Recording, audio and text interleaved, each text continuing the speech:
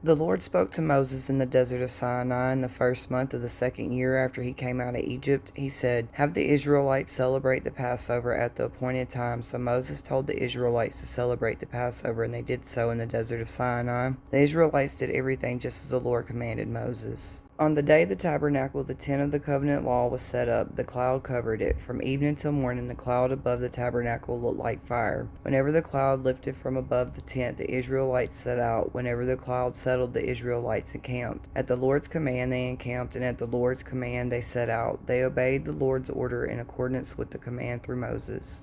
On the 20th day of the second month of the second year, the cloud lifted from above the tabernacle of the covenant law. Then the Israelites set out from the desert of Sinai and traveled from place to place until the cloud came to rest in the desert of Paran. The divisions of the camp of Judah went first under their standard. Then the tabernacle was taken down, and the Gershonites and the Merarites who carried it set out. Finally, as the rear guard for all the units, the divisions of the camp of Dan set out under their standard. Now the people complained about their hardships in the hearing of the Lord, and when he heard them, his anger was aroused. Then fire from the Lord burned among them and consumed the outskirts of the camp. When the people cried out to Moses, he prayed to the Lord, and the fire died down, so that place was called Taberah, because the fire from the Lord had burned among them. The rabble with them began to crave other food, and again the Israelites started wailing and said, "If only we had meat to eat. We remember the fish we ate in Egypt at no cost, also the cucumbers, melon, leeks, onions, and garlic. But now we have lost our appetite.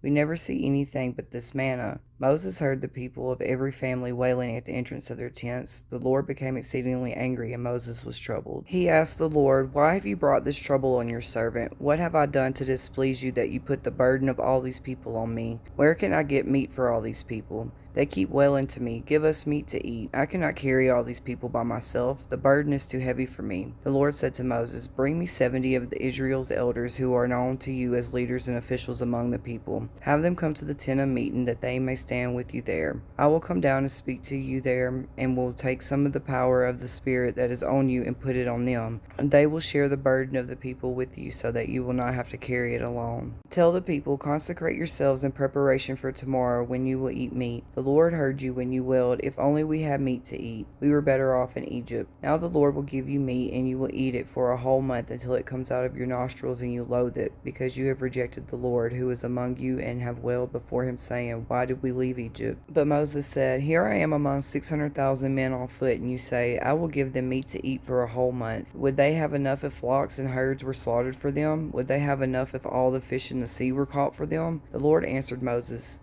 'Is the Lord's arm too short? Now you will see whether or not what I say will come true for you.' So Moses went out and told the people what the Lord had said. He brought together 70 of their elders and had them stand around the tent. Then the Lord came down in a cloud and spoke with him, and took some of the power of the Spirit that was on him and put it on the 70 elders. When the Spirit rested on them, they prophesied, but did not do so again. Now a wind went out from the Lord and drove the quail in from the sea. It scattered them up to 2 cubits deep all around the camp, as far as a day's walk in any direction. But while the meat was still between their teeth, and before it could be consumed, the anger of the Lord burned against the people, and he struck them with a severe plague. Therefore the place was named Kibroth Hattaavah, because there they buried the people who had craved the other food. From Kibroth Hattaavah the people traveled to Hazeroth and stayed there.